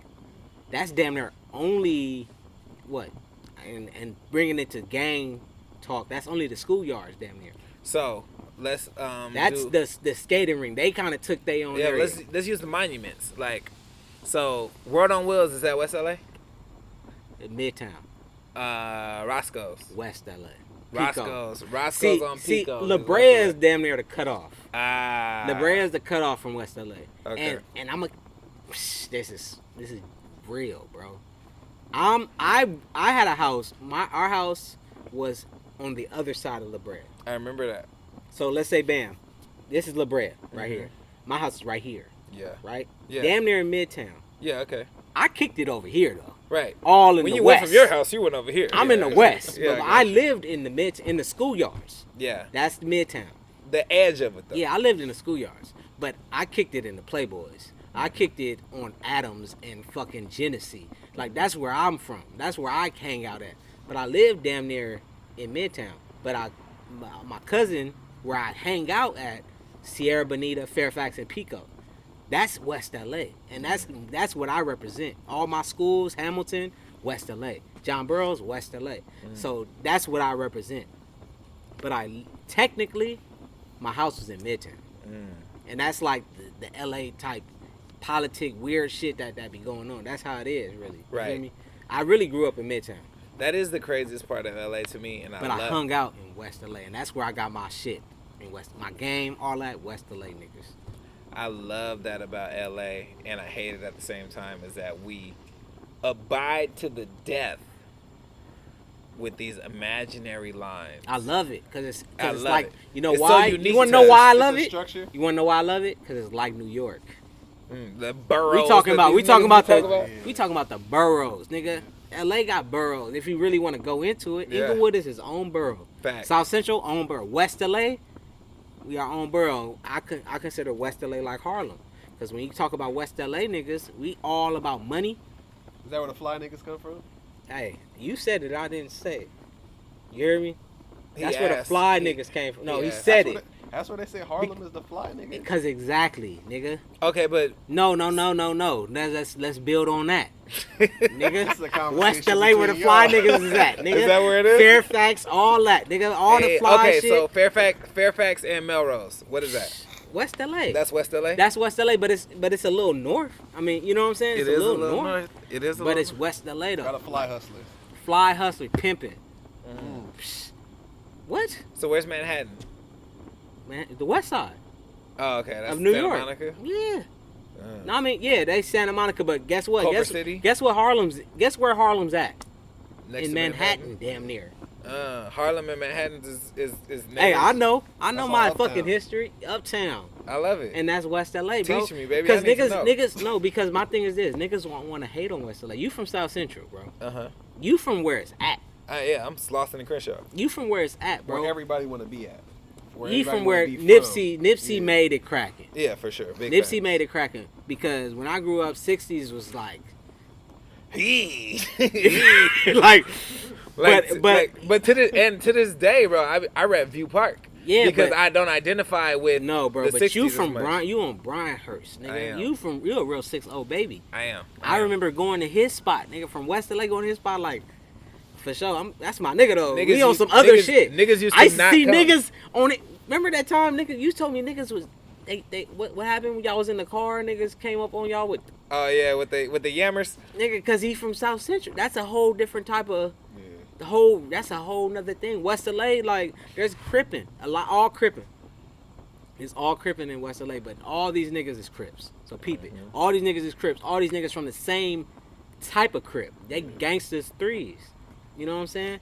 So it's damn near just, you know what I'm saying? It's like kind of like chill. I'm not gonna lie. It's kind of chill because all these niggas in West LA from the same, they may be different gangs, but they all threes. Yeah. So what kind of beef is going on? You feel me? Like it may be internal shit, but it's all the same shit. So that's why I call West LA the 3, because it's like it's all the same shit. But going outside of West LA is a whole different. I don't understand what the fuck you just said. Seriously? You He said feel me? The 3. I mean, cause I'm not a bang. I don't bang, so Yeah. it's hard for me to talk about it too much. I get As it. far as West LA though, they all represent trays. Oh, okay. All, No, okay. It's West LA trade. A lot of niggas I get say it. West LA Now trade. I get it. So they all represent 3s, right? That's all the different hoods. They represent the same type of crip. So they all kind of damn near kick it. You know what I'm saying? With an exception. Is it like the equivalent to like the overhills and the neighborhoods over here? Ain't they the same? Yeah, They the same. yeah. No, it's a little different because it's like They are the same. no. but they're a little You know what it's like? It's like all the neighborhoods. different. Oh, it's like me in neighborhood. Like no, you it's throwing like at the all end. down Crenshaw. Uh-huh. All down Crenshaw is neighborhood 20s, 40s, 30s. Da, da, da, da. Yeah. You feel me? Every 20 blocks, she got a different hood. but they all neighborhoods. Yep. The neighborhoods. You probably from around Crenshaw West LA somewhere. is no neighborhoods. West LA is all threes. Oh. You hear me? So Okay. it's their own set of politics. Right. So it's like niggas talk their own way. Niggas say gangster. Niggas have their own language, and that's a culture. And that's why it's like it's a whole different thing. You from South Central, West LA has their own lingo, own culture. Quick question. You not from here. Receiving all of this, what do you think of this? Because like me personally, I think this is like beautiful in its own way. Like, Yeah. granted, it's gang violence, I so feel the like same way. sometimes it's gang shit, and sometimes that results in gang violence. But I think it's so beautifully unique to Yeah, our because area. it's beautifully structured. Right, That's what I love about it. right. It has structure to it. It Right. may be fucked up, but it's still structured. It can get fucked up, but most of the time there's understanding and cohesion to it. You know what I mean? Exactly, and that's what I love about West LA. That's the beauty. We literally have our own shit. We're like Yeah. our own South Central. Yeah. But the thing is, we about money. It ain't real. Like niggas do be sliding. I'm Yeah. gonna say niggas ain't gangster over there. Right. But at the end of the day, we the hood closest to Hollywood. Mm-hmm. So at the end of the day, niggas is fly. Right. Our houses, you still kind of gotta have money to live over there. So the banging is different. That's how I feel. You feel me? I may get slack, I may get heat from the homies about it, but it's real. Right. West LA is about money, and I love that. I love that part. I love it too. all the shit that ain't about tearing down niggas in my city. You know what's? That's why I never got put on. I can't hate somebody from where they from. Right.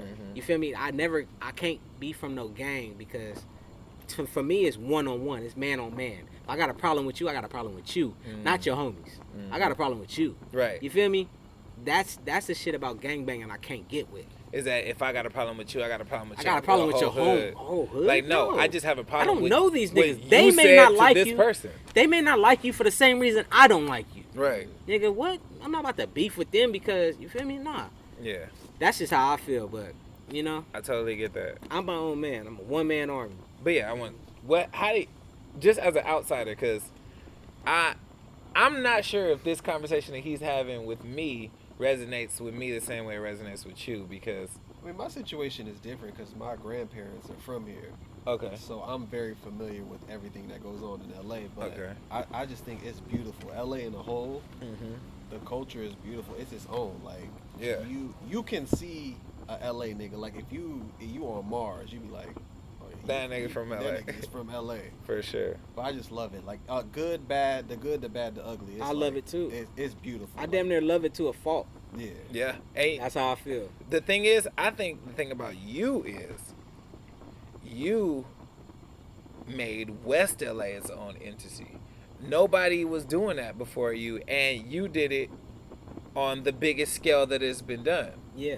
And Nobody hit Billboard Top 40 repping West LA before, and everything you're telling me today was low key depicted on Buzzin'. yeah, straight up. And that's what I wanted to say earlier too. Yeah. I felt like Beluga Heights was holding you back from what you wanted to represent. They didn't want me to be from LA. Right, They didn't exactly. at all. They didn't want you to be from LA, but then the one time they let you be from LA, They didn't let me. I did my thing, and they loved it. how did that happen? Tell me about that. Because I was when like, I made Buzzin', Mhm.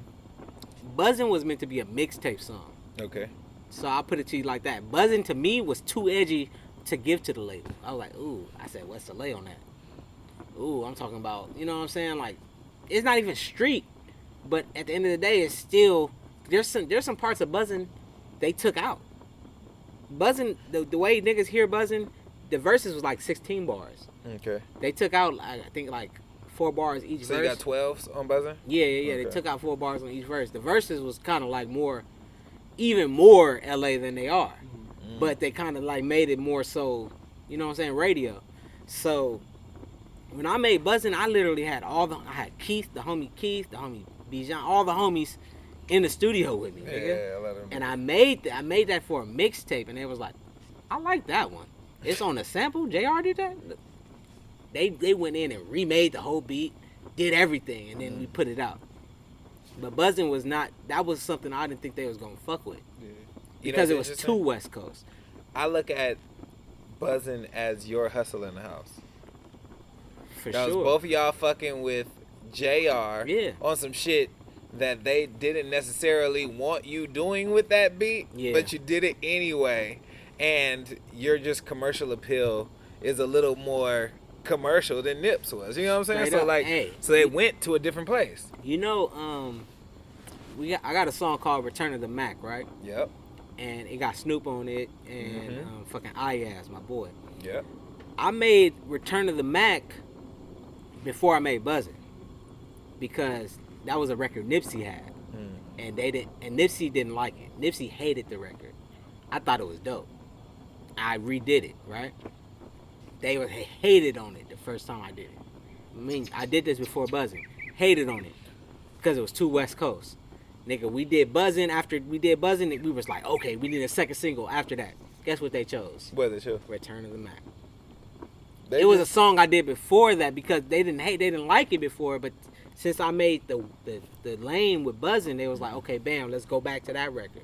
Oh well, yeah. If that one worked, then Yeah, this one must work. exactly. They were very formulaic, I believe. But I saw that. I was like, how y'all not like the record Nip did? If you go to YouTube, there's a version with Nip and Iaz of Return of the Mac. But Nip didn't like it. Nip was like, it's too commercial. The label was like, you too gangster. I was like, man, let me do it.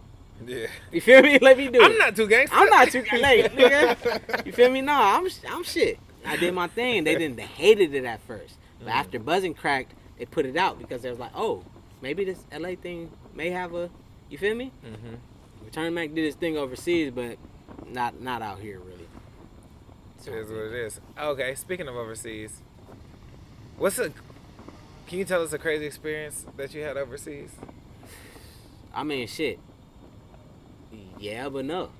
Okay, We then got tell you. us the second crazy experience. I mean, look, my songs did way better overseas than they did in America. Right. So I was overseas damn near my whole career. I get it. After Buzzin', I was in London, I was in Australia, everywhere, more than I was in America. It's beautiful. It's beautiful, but at the end of the day, you want to be cracking where you live. Yeah, of course, I want to come home and feel like I'm that nigga. Yeah, so for damn near 4 or 5 years, I was overseas most of the time, and it was like I'm more famous overseas than I am out here, Yeah, and that's a gift and a curse. for sure. Because out here, it's like, damn, niggas know my records but don't know my face. Over there, they know me. Yeah, for They're sure. like, oh, that's man. And it's like, it's weird. You feel me? Because you know what I'm saying? Picture that. Picture being famous somewhere you don't go often.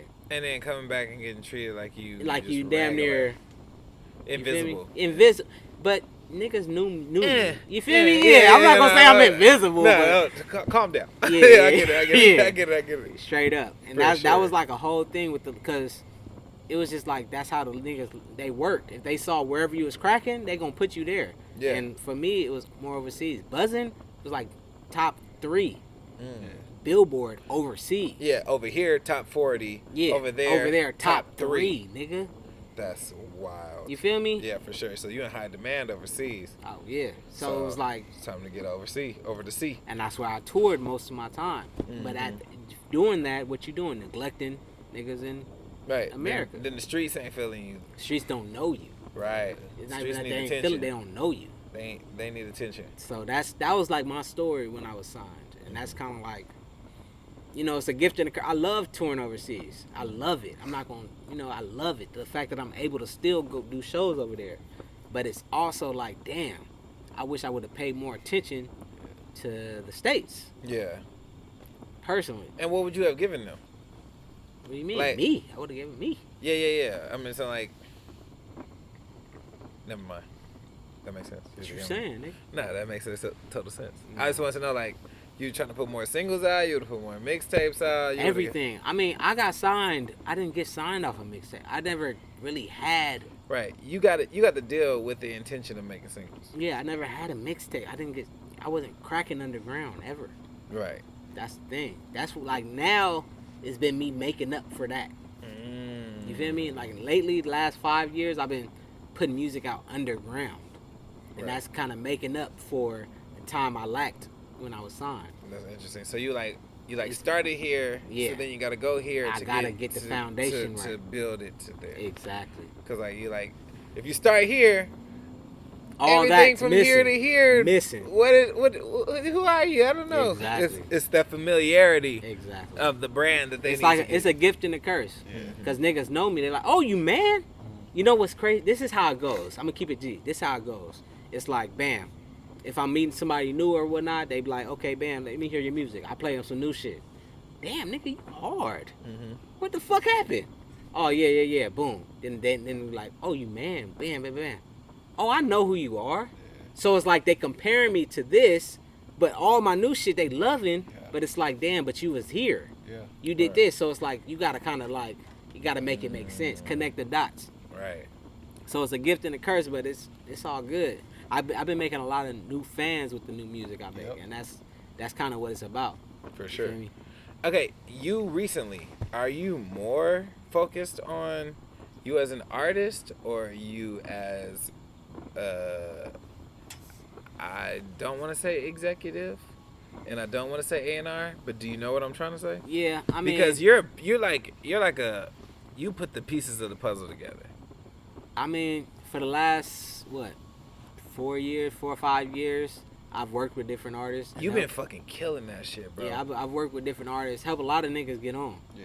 especially from my city. You know what I'm saying? So, in that sense, yeah, I'm an executive. Like, I see talent and I want to help, and I may give connections up and all that stuff. But at the end of the day, I may not be the most business savvy. I'm a keep it G, business savvy, because I don't sign niggas. I don't put niggas on paperwork. None of that. That's not what my MO is. I kind of just like fuck with you, and it's like it's good. You see the vision. And I you see go the for vision, and it's like, hey, bro, you got a lot of potential. Like, let me connect you with him. And it's kind of like, and that turns into something. Beautiful. But at the end of the day, it's like, I don't have no credit on that. So executive, I can't say that because it's not written. Like, I may have like interviews and shit where niggas saying they give me respect, but at the end of the day, paperwork wise, it's not that because I never signed nobody. Are you happy with that? I am, because it's fulfilling, Uh-huh. but I've learned a lot. I've Okay. learned a lot because a lot of niggas will take that and not necessarily go back and give credit. Right. And that's fine. I don't have a problem with it. But at the end of the day, it's like, you know, I need my resume. If I want to be the lead top executive, I need my resume to say it. 'Cause I think you deserve it. I think I deserve it too. And niggas know, but at the end of the day, it's like, nigga, that's my homie. A lot of the niggas I help out is homie. It's not like no young niggas that ain't have nothing. It's be like niggas like, bam, you cracking, bro. Let me help you. And we the same age. You may be older than me.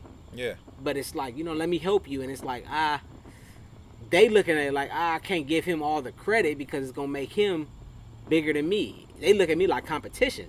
And I look at it like, nah, that's not really what I'm trying to compete with you, but I get where you coming from. Yeah. Because we the same age. I'm still making music. So it may look like this other rapper put me on. But, you know what I'm saying? That's not necessarily the case. I get it. You feel me? So that's kind of where it's at. Like, I look at myself if that's what I want to be, an executive, but until I can start putting people on paperwork Right. and really handling business like that, then, you know, until then, I'm just kind of the homie. So That's how I look at it. immediate, and then go ahead. No, so ultimately, like, what would you like to be? Would you want to be an artist, or would you want to just sit back, have your own label, and put people on paperwork? In reality, I want to do both. What I'm realizing is I can't do both. What I'm realizing is, in order to help niggas and really be an executive, it's too much competitiveness for niggas to feel like, you know what I'm saying, he put me on or he put me in the place if I'm still making music. So it's like, do you think that's a regional thing too? yeah, Because that doesn't seem to be a problem in Atlanta. it's not a problem, but Atlanta's different. Atlanta just got different. Our politics is different. Motherfuckers is built different. Our politics is so different. Because, like, look, I'll put on some gangster rappers. Nobody in particular. I put on some gangster rappers. The fact that I'm not the most you ain't being brought out by Suge. You being brought out by a nigga named MANN who's known for having club records and shit like that. Niggas don't like that. Niggas don't like the fact that they the most gangster rapper being put in position by a nigga who ain't the most feared nigga in the world. So they don't really want to say like, that nigga put me on. Yeah, It kind of for them, to them, what I look at it and how I feel, they feel like it's watered down. They feel like I'm Diddying they Mace when they not trying to turn murder. You feel me? Pretty. Into pretty. They trying to stay murder, and if they got a pretty nigga, which is me, helping them, that ain't gonna help they brand. I feel it. You feel me? Yeah, nah. And it makes sense, and I get it. I be like, ooh, Right. you making the right gangster move, nigga. For but at sure. the end of the day, that's not helping me. For sure, because gangster culture is so important in LA. And it's so important. You can't be put on by a nigga who about peace, Right. and you all about war. Right. It don't make no damn sense. It's legitimately like getting put on the hood. Like, Yeah, nigga, you gotta get put on by the hardest nigga. Yeah, for sure. If not, or 6 little homies. And it's like, hey, I get it. I get the mindset, Yeah, but because we understand the LA politics. yeah, so it keeps From the outside looking in, people be like, y'all stupid. Yeah, it keeps me in the dark. But at the end of the day, it's like, am I doing it for the fame? Because I'm not doing it for clout. So it's like I still be I feel good about it. But at the end of the day, I don't get my credit. I get that. Yeah. So, all things go right for you in the next year or two. What happens? I establish myself outside of music. You know what I'm saying? I have my own business outside of music because I'm working on other stuff outside of music. I do that, and that gets me into a position where I can fully commit to working with artists. That's beautiful. And you know what I'm saying? Like, to where I'll make music, but it'll be so tucked off. Like 50 Cent. You know what I'm saying? Like 50 make music. You could tell 50 still recording, but it ain't put out. Right. It's Right. more so he do shit for his own. Because I love making, I'm not going to stop. I'm not going to stop. And I love when people love my music. Yeah. But it can't be at the level where they making music, if that makes sense. I just want to add him too. Ice Cube, Craig Mack, Mace, 50. That's the lane you're in as far as. I mean, me and 50, because I look at 50, me and 50 both cancers. Yeah. So the way 50, a lot of the stuff he do, I kind of like relate to. Yeah, well, you're a story rapper. You know what I mean? Yeah. You're a story rapper. And it's not a lot of punchlines. There isn't a lot of punchlines, but It's the just- shit still go. Yeah. 50, T.I., MANN, Craig Mack. You know what I mean? Like that's the lane. I you're like in. that. I like that. For sure. That's I like exactly that you where put my you are. name in that mix. That's who you are, bro. Yeah. It's royalty. Right And hip hop royalty. You literally created your own lane in a city like Compton has been a thing. Like West LA is your Compton. You feel me? Exactly, bro. And the thing is, I was by myself for the longest time. And the seeds of that are coming through. So I had to get you this. What's that? Oh shit. Oh. They can't read it, so you might have to read it out loud. What's that? I'm from West LA, huh? Mind your own business. There it is. Had Yeah. to. Appreciate you, my nigga. Easy. Thank you, Danny. Appreciate you, man. For sure. All And love, man. that feels like a good time to end it right here. You hear me? So, I'm going to keep minding my own business. Hopefully these niggas decide to do the same thing, and hopefully you do it too. Hey, can I shout something out? Of course. I got a project dropping. My boy Polyester. It's called I'm Alive. Make sure you check it out. Cash App Yumpy D is out now. All streaming services. Cash App Yumpy D. If you feeling the project, you feeling the music, man, just send me a Cash App, man. Cash App $YUMPYD. You hear me? Show love, man. Cash App Yumpy D out now. Cash App the nigga if you like it. If you don't like it, Cash App him a little bit less. Something, yeah, 30 cents. All right, we go.